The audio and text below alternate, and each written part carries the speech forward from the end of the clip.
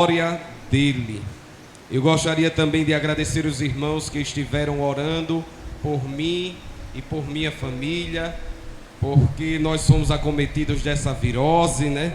Esta enfermidade que assola muitos alunos meus em escola faltando por causa desta enfermidade.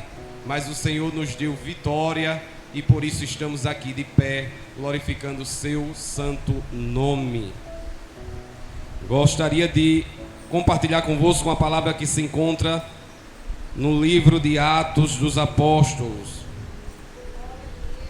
O livro que trata da história da igreja primitiva. E muitos relatos de bênção tem nesse livro. Atos dos Apóstolos, capítulo 12.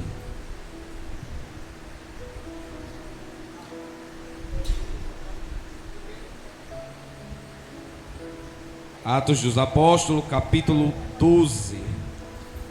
Vamos meditar a partir do primeiro em diante, que diz assim: por aquele mesmo tempo, o rei Herodes estendeu as suas mãos sobre alguns da igreja para os maltratar. E matou a espada Tiago, irmão de João. E vendo que isso agradara aos judeus, continuou mandando prender também a Pedro. E eram os dias dos asmos. Eram os dias que se aproximava da festividade dos pães asmo. O povo judeu lembraria a libertação do Egito. E havendo prendido, o encerrou na prisão, entregando a 4 quaternos de soldados, o equivalente a 16 soldados, para que o guardasse, querendo apresentá-lo ao povo depois da Páscoa. Pedro, pois, era guardado na prisão. Eu não sei onde você está, mas eu quero dizer que você está guardado. Você pode estar numa prisão, mas você está guardado. Porque a palavra de Deus diz que Pedro, pois, era guardado na prisão. Mas a igreja fazia contínua oração por ele a Deus. A igreja fazia contínua oração por ele a Deus. E quando Herodes estava para o fazer comparecer nessa mesma noite, estava Pedro dormindo. Então a gente tem informação que Pedro estava guardado, e agora a gente tem informação que Pedro estava dormindo. E onde era que estava acontecendo tudo isso? Numa prisão. Entre 2 soldados Pedro dormia, ligado com 2 cadeias, e os guardas diante da porta guardavam a prisão. Então ele estava guardado, estava dormindo na prisão, amarrado aos cuidados de soldados que estavam ao seu lado, soldados que estavam dentro da cela e soldados que estavam à porta. E eis que sobreveio o anjo do Senhor, e resplandeceu uma luz na prisão. O anjo do Senhor aparece e resplandece uma luz. Onde? Na prisão. E tocando a Pedro no lado, o despertou, dizendo: levanta-te depressa. E caíram-lhe das mãos as cadeias. E disse-lhe o anjo: cinge-te e ata as tuas sandálias. E ele o fez assim. Disse-lhe mais: lança às costas a tua capa e segue-me. E saindo o seguia, e não sabia que era real o que estava sendo feito pelo anjo, mas cuidava que via alguma visão. Meus irmãos, este texto é maravilhoso porque nos retrata, nos faz lembrar que Deus está no controle de todas as coisas. O Senhor hoje está dizendo para você: eu estou no controle. Eu levanto aqueles que estão orando por ti, para que a vitória chegue no momento exato. Não chego eu atrasado, nem chego adiantado, mas eu chego no momento certo. Nós vemos aqui uma história que se passa em um período da igreja, quando está iniciando. Nós vemos aqui um governador que se levanta para maltratar o povo de Deus, a igreja do Senhor. Eu não sei onde você está, eu não sei onde você se encontra, mas nós sabemos que o inimigo, ele sempre levanta aqueles para perseguir, quer seja num trabalho, quer seja na família, quer seja em qualquer ambiente onde a gente está resplandecendo a glória do Senhor. E assim aconteceu naquele tempo, onde Herodes prendeu, matou a Tiago a espada e prendeu Pedro. Mas o texto, ele já nos traz valiosos ensinos e informações, porque era próximo dos dias asmos. E essa festividade, que a gente coincidentemente se aproxima, né, da Páscoa, ela fazia o povo lembrar do grande livramento que o Senhor deu. A gente sabe que o povo levou muito tempo no Egito, sofrendo, mas a palavra de Deus diz que o clamor do povo chegou até Deus. E Deus começou a fazer uma obra de salvação ali no Egito, através de Moisés, que seria o libertador do povo.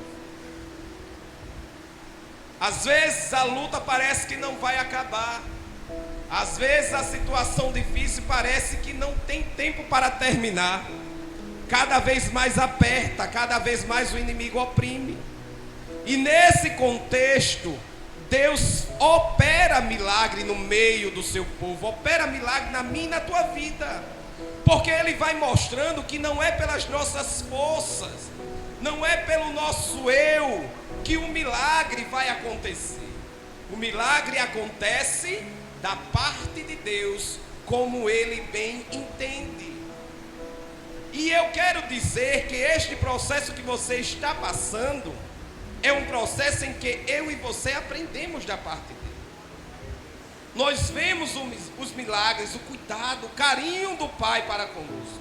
E Ele vai trabalhando e a gente vê milagres acontecendo da parte dele. Porque é Ele que opera em nós o querer e o efetuar. E ali o povo é liberto da opressão de Faraó no Egito. E o povo judeu tem esse costume de comemorar essa libertação. Mas Herodes matou Tiago à espada e agora prende Pedro. E o intuito de Herodes é matar a Pedro. O inimigo continua agindo. Ele muda as estratégias, mas a intenção dele é nos matar. É fazer com que nós venhamos parar. E hoje o grande perigo é que às vezes nós estamos parados dentro da casa do Pai. Nós estamos parados em meio a uma grande obra. Nós estamos parados em meio à igreja do Senhor Jesus Cristo. Isso não é generalizado, não.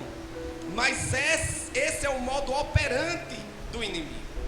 Ele quer que o soldado esteja ferido na batalha. O soldado ferido, ele não tem força, ele não tem ânimo, ele não caminha. Ele vê muitas impossibilidades, muitos obstáculos. chegar à casa do Senhor é tão difícil para o soldado ferido. Enquanto mais fazer um dia de sacrifício é algo difícil. Mas o Senhor, nesse contexto, nos motiva através da palavra de Deus, porque o Senhor, a palavra de Deus diz que Ele não muda, nele não há nenhuma sombra de variação, de mudança. Ele é o mesmo, ontem, hoje e eternamente.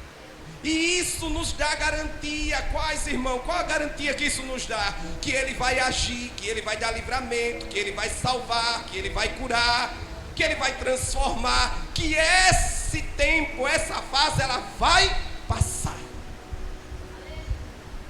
Mas esse tempo, essa fase vai determinar que tipo de adorador nós somos, que tipo de servo nós somos. Nós fraquejamos ou nós depositamos a nossa confiança nele? Naquele tempo que o povo estava sendo afligido por Herodes, a palavra de Deus diz que a igreja estava em contínua oração. E eu estava ali conversando com as irmãs, enquanto a palavra estava sendo ministrada, a gente sempre fica remoendo, a palavra do Senhor.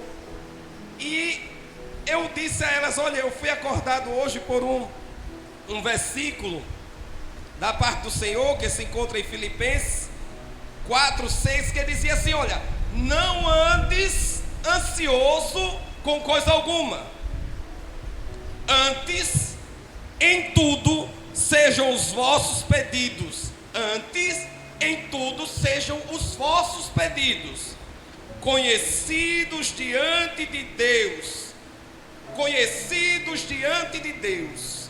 Mas alguém pode dizer: mas Deus já sabe de tudo. Ele é onisciente, Ele é onipresente, Ele é onipotente, Ele sabe a minha situação. Tem deles que chegam a dizer: é permissão dEle. Mas aí Ele diz assim: olha, vossos pedidos conhecidos diante de Deus, através de quê? Pela oração. Pela oração e por súplica. Oração e súplica, com ações de graças. E a gente comentando sobre a dificuldade que se instala no momento em que nós precisamos colocar essa confiança no Senhor. Quando nós precisamos orar. E às vezes a gente diz: ah, mas eu estou aqui, eu estou fazendo isso, eu estou fazendo aquilo, eu estou em oração. E realmente você está em oração. Eu não anulo a sua oração de maneira nenhuma, porque em todo o tempo a gente deve estar em espírito de oração. Mas a gente sabe quão é importante dobrarmos os joelhos e termos aquele momento de intimidade, de comunhão com o Senhor, que às vezes dura 10, 15, 20, 1 hora. Quanto maior a intimidade, maior o tempo se passa conversando com a pessoa que se ama. E é tão bom quando a gente sai desses momentos. Então a gente percebe que a gente tem que aqui orar, suplicar. E quando a gente ora e suplica, conversa com o Pai, coloca no altar os nossos dilemas e problemas, as coisas mudam. As coisas mudam e mudam de dentro para fora. Irmão, o senhor ainda está na mensagem? Sim, a igreja está em contínua oração. Eu e você somos igreja do Senhor. E o texto de Filipenses diz: não andeis ansioso, mas coloque tudo no conhecimento do Senhor através da oração, da súplica e das ações de graças. E quando a gente, uma vez que coloca lá, não pode estar tirando de lá. A irmã cantou o hino da harpa, louvor ao Senhor, o hino da harpa. Quando tudo perante o Senhor estiver, quando tudo estiver no altar. E a gente precisa orar. E a gente precisa conversar com Ele. E aí eu lembrava, olha, uma coisa chama a outra, puxa a outra, porque os textos, a palavra de Deus é uma ligação. E eu dizia, olha, Marta e Maria estavam aflitas. Ela tinha um irmão que estava doente. E ao invés de orar, ela manda apenas avisar. Você pode ler o texto que você não encontra. E Marta e Maria oraram, pediram, clamaram ao Senhor. Não. Elas mandam avisar. O teu amigo Lázaro, a quem tu amas, está doente. E a gente vive uma sociedade da informação. Irmã, pede oração para mim lá. Olha, diz que eu estou passando por isso, isso e isso. Irmão, ora por mim, porque a situação está difícil. É assim, assim e assim. São tantos pedidos que se a gente não chegar logo na casa do Senhor, a gente termina fazendo pedido. Aí a gente tem que chegar logo aos pés do Senhor, para estar aos pés, clamando por aqueles que precisam e alcançando dele a misericórdia necessária para a gente caminhar. Porque olhe, de uma coisa eu quero lhe dizer: você vai passar, você vai sair de uma margem para outra, você vai atravessar esse deserto. Agora eu também quero te dizer: aproveita este momento para viver o sobrenatural da parte do Senhor, porque deserto não mata crente. Deserto não mata crente, mas no deserto a gente vê o sobrenatural de Deus. A gente vê Deus agindo nas nossas vidas de forma singular, porque Ele é estratégico em agir no meu e no teu deserto. E voltando para a oração, a igreja estava em contínua oração. E a gente sabe que na oração a gente entrega e também recebe da parte do Senhor. Mas e Pedro, irmão? Onde era que Pedro estava? Numa prisão, preso. O apóstolo Pedro, crente, já convertido, topado, estava agora preso. Mas Pedro não era crente, irmão. Por que Pedro estava preso? Porque Pedro estava sofrendo essa aflição. Porque tem muita gente que pensa assim, né? Ah, é crente, não pode. Talvez Maria e Marta tenham pensado isso e tenha dito: olha, Senhor, Lázaro, teu amigo a quem tu amas, está enfermo. Mas em nenhum momento disse: Senhor, vem. Ou, Senhor, daí de onde tu estás, Senhor, manda ordem para que meu irmão, teu servo, fique curado.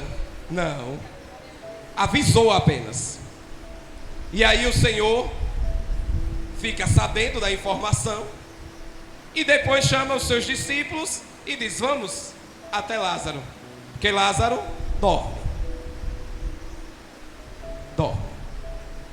E a igreja estava orando continuamente por Pedro, que estava preso. Agora eu digo e pergunto aos irmãos: a igreja estava orando, e quem era que estava vivendo o sobrenatural de Deus? Pedro. Pedro foi visitado pelo anjo. Pedro não estava ansioso dentro da prisão. Pedro dormia enquanto estava preso. Pedro teve que pegar a sua capa e andar, obedecer a ordem do Senhor e passar por uma porta de ferro que estava fechada. Mas o anjo abriu. E a igreja estava orando. Às vezes eu e você não ver o milagre que está acontecendo a partir das nossas súplicas, porque fiel é Deus. E quando você ora, Ele ouve no mesmo instante. Agora, a resposta pode ser imediata ou pode demorar. Baseado em quê, irmão, você fala isso? Baseado em Daniel. O texto diz que a oração de Daniel foi ouvida. Mas entre o ouvir e o agir houve um tempo. Uma luta nas regiões celestiais. Mas a oração ela foi ouvida no mesmo momento. E a ação de Deus estava acontecendo. A ação de Deus estava acontecendo na vida daquela igreja que estava orando.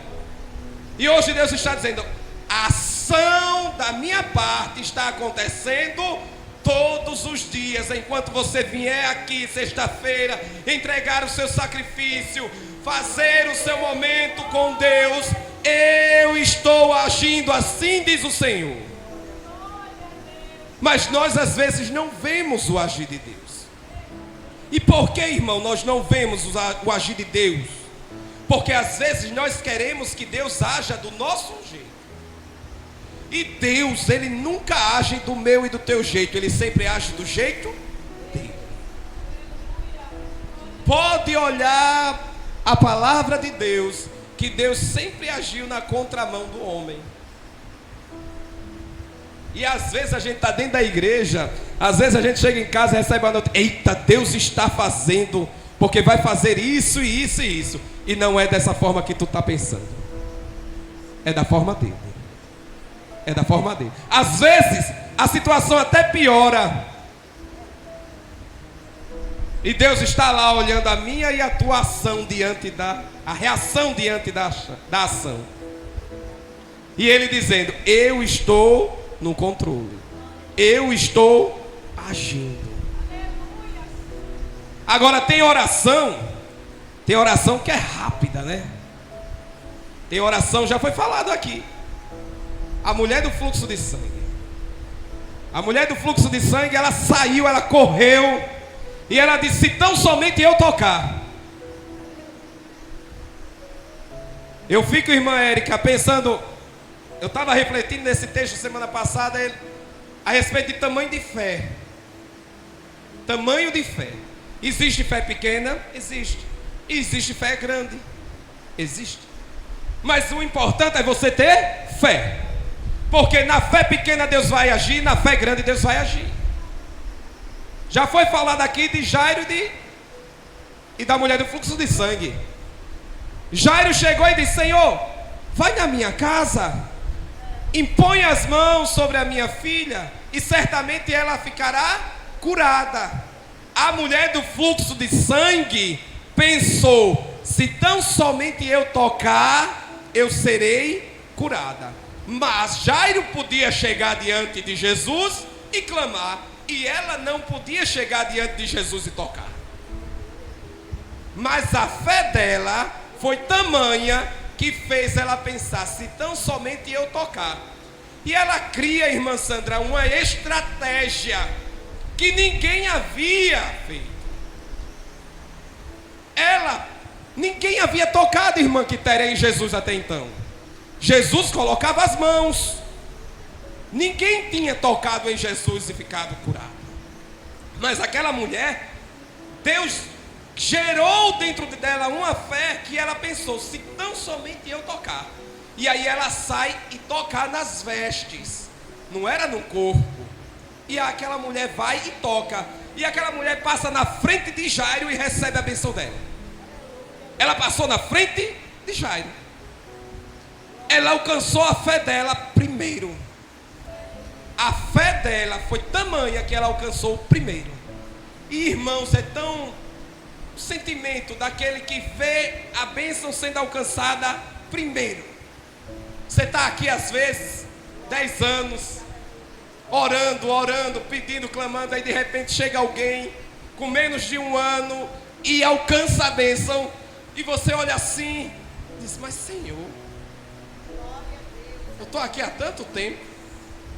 Mas eu acho lindo o amor de Deus, é que naquele instante que a mulher é curada, a mulher fala, aí chega alguém e diz: olha, Jairo, não incomoda mais o mestre porque a tua filha morreu. Mas aí Jesus, ele disse a Jairo: Jairo, permanece na mesma fé. Tu não me pediste para ir à tua casa, e eu não disse vamos, eu vou chegar na tua casa. Mesmo na tua fé pequena, o teu milagre vai ser maior, porque vai ser milagre de ressurreição. Aquela mulher foi ressuscitada, aquela jovem, ela estava morta. Aquela menina estava morta. Mas Jesus chegou e fez um milagre tão grande na vida dela e na vida da família de Jairo. E ambos tinham fé. Então não importa o tamanho da tua fé, importa que você tenha fé. E para ter fé, ela precisa ser gerada através da palavra. E é isso que nós estamos aqui nas sextas-feiras, ministrando a palavra, pregando a palavra, para que em sua vida seja gerada a fé e o teu milagre chegue o mais rápido possível. Porque eu posso atrasar o meu milagre. A nós o Senhor deu livre-arbítrio. Nós tomamos decisões todos os dias. E são decisões que podem fazer ou não eu continuar no caminho do deserto, a ponto de ficar rodeando o deserto e não chegar na terra prometida. Demorar para chegar. Mas Pedro estava preso e a igreja orava. E o milagre, através da oração, aconteceu. O milagre, através da oração, aconteceu. O milagre, ele vai acontecer. Eu quero dizer a você que está nos ouvindo: o milagre vai acontecer na tua vida. E aí a gente vê e lê a narração sobre o fato de Pedro estar caminhando e não sabia que era real o que estava sendo feito pelo anjo, mas cuidava que via alguma visão. E quando passaram a primeira e a segunda guarda, chegaram à porta de ferro que dá para a cidade, a qual se lhes abriu por si mesma, e tendo saído, percorreram uma rua e logo o anjo se apartou dele. A porta abriu por si mesmo. Quem vai abrir a porta que tu está esperando é Deus. Não adianta você pedir a ninguém. Quem abre a porta é Deus. Não pegue atalhos. Você está orando, você está pedindo, e Deus está dizendo que a porta vai se abrir.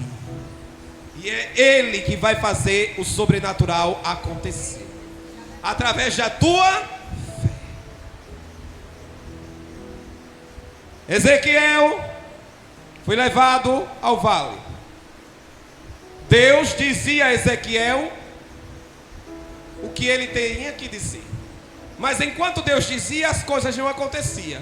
As coisas só passaram a acontecer quando Ezequiel profetizou, abriu a boca e falou. O nosso milagre acontece no momento em que a gente começa a falar, a agir, a pensar. Quando ele abriu a boca, os ossos começaram a se mover, juntando osso a seu osso. Abra a sua boca dentro da tua casa, abre a tua boca dentro do teu trabalho, abre a tua boca onde quer que você esteja e profetiza o milagre de Deus na tua vida e na vida dos teus. O embaixador, a embaixadora é você. A luz é você. Quem deve brilhar é o Espírito de Deus em você. A porta se abriu e Pedro passou e o anjo se apartou dele. E Pedro, tornando a si, disse: agora sei verdadeiramente que o Senhor enviou o seu anjo e me livrou da mão de Herodes e de tudo o que o povo dos judeus esperava. É interessante, ele viu o anjo tocou nele, ele obedeceu o que o anjo mandou fazer, cingir-se, pegar a capa, andar, a porta abriu, mas de repente é que Pedro percebe que um milagre estava acontecendo na vida dele. Tem coisa que você não entende agora, mas você vai entender no momento certo. E o texto diz que, e considerando ele nisso, foi à casa de Maria, mãe de João, que tinha por sobrenome Marcos, onde muitos estavam reunidos e oravam. Era a igreja do Senhor que estava orando. E Pedro, batendo à porta do pátio, uma menina chamada Rode saiu a escutar. E conhecendo a voz de Pedro, de alegria não abriu a porta. De alegria ela não abriu a porta, mas correndo para dentro anunciou que Pedro estava à porta. Pedro bate na porta da igreja que estava orando. E a gente tem uma lição a aprender aqui. Porque a gente às vezes está orando, irmã Sandra. Está orando. A gente não desiste da oração. A gente está orando. Mas quando o milagre é anunciado, a gente não acredita. Porque o texto diz que aquela menina anunciou que Pedro estava na porta. E disseram-lhe: estás fora de ti. Disseram que a menina estava fora de si, que o que ela estava ouvindo não era verdade. Como é que eu estou orando, esperando o milagre, e quando o milagre chega, eu não acredito no milagre? A palavra de Deus manda a gente vigiar. Fazia parte do tema do ano passado, as armas espirituais. E a gente, além das armas, a gente tinha que vigiar, orando e vigiando em todo tempo. Orando e vigiando em todo tempo, para que a gente não perca a nossa bênção, a nossa vitória, a nossa coroa. E disseram à moça que ela estava fora de si, mas ela afirmava que assim era, e diziam: é o seu anjo. Não era Pedro, era um anjo. E Pedro perseverava em bater. E quando abriram, viram-no e se espantaram. E acenando-lhe ele com a mão para que se calassem, contou-lhes como o Senhor tirara da prisão. E disse: anunciai isto a Tiago e aos irmãos. E saindo partiu para outro lugar. Então a gente aprende. Deus já falou aqui que o milagre ele vai acontecer. Deus falou aqui que nós precisamos estar em contínua oração. O milagre está sendo gerado enquanto nós estamos de joelho. O milagre está acontecendo enquanto nós permanecemos de joelho. O milagre vai bater na nossa porta. E a gente vai reconhecer o milagre de Deus. E depois a gente vai sair anunciando o que Deus fez. Porque grandes coisas o Senhor tem feito no meio de nós.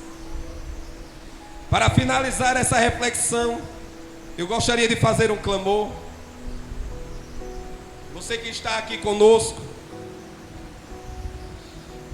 se puder colocar-se de pé, vamos clamar a Deus. Mais cedo tinha 2.000 pessoas que estavam conectadas, ouvindo estas mensagens da parte de Deus. Deus falando.